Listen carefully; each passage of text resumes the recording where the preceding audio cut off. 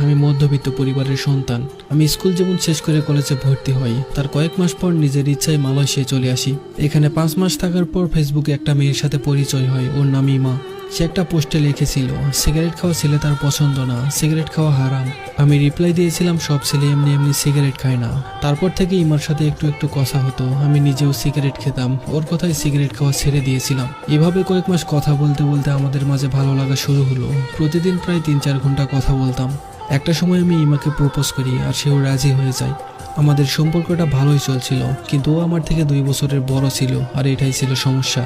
তো এইভাবে 2 বছর চলে যায়। একদিন ও আমাকে বলে, তুমি আমাকে বিয়ে করবে কবে? আমি ওকে বললাম, দেশে গিয়ে বিয়ে করব। তার 2 মাস পরে আমি দেশে যাওয়ার জন্য টিকিট কেটে ফেললাম। হিমাকে বললাম আমি দেশে আসার জন্য টিকিট কেটে ফেলেছি। এই কথা শুনে ও খুব খুশি হয়ে যায়। তো তারপর 6 মাসের ছুটি নিয়ে দেশে চলে আসলাম। এয়ারপোর্ট থেকে বেরিয়ে দেখি আমার বোন, ছোট ভাই, দুলা ভাই আর বোনের মেয়ে দাঁড়িয়ে আছে আমার জন্য। সোজা বাড়িতে গেলাম। বাড়িতে যাওয়ার 2-3 দিন পর মাকে বললাম আমি একটা মেয়েকে পছন্দ করি। তার বাসা বরিশাল, কিন্তু ওর নাম ইমা, কিন্তু ও বয়সে আমার থেকে 2 বছরের বড়। এই কথা শুনে মা আমাকে বলে, ওই মেয়েটার সাথে তোর বিয়ে কখনোই দিব না, আমার পরিবারের কেউ রাজি না। ইমাকে কল দিয়ে বললাম, আমার পরিবারের কেউ রাজি হচ্ছে না, তুমি তোমার মাকে বলো আমার কথা। ইমাও তার মাকে বলে, ইমার মাও বলে দিয়েছে ওকে বিয়ে দিবে না এতদূর। তারপর আমরা দুজন সিদ্ধান্ত নিলাম পালিয়ে গিয়ে বিয়ে করব। দেশে যাওয়ার 8 দিন পর আমি বরিশালে যাই।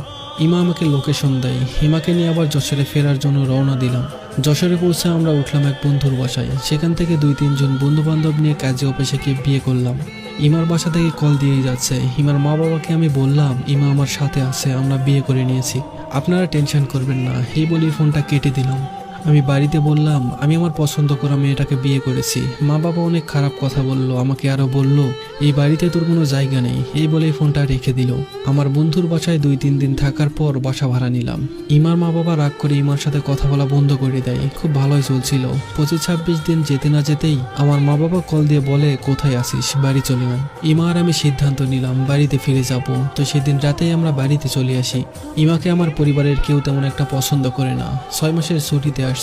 এদিক দিয়ে 2 মাস চলে যায় আর বাকি আছে 4 মাস।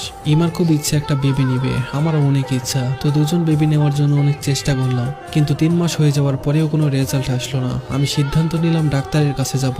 একদিন সময় করে গেলাম। ডাক্তার বলল 2জনের পরীক্ষা করতে হবে। 2জনই পরীক্ষা করলাম। ডাক্তার বলল কালকে এসে রিপোর্টটা নিয়ে যাবেন। তো পরের দিন ইমাকে রেখে আমি চলে যাই যশোর কুইন্স হসপিটালে।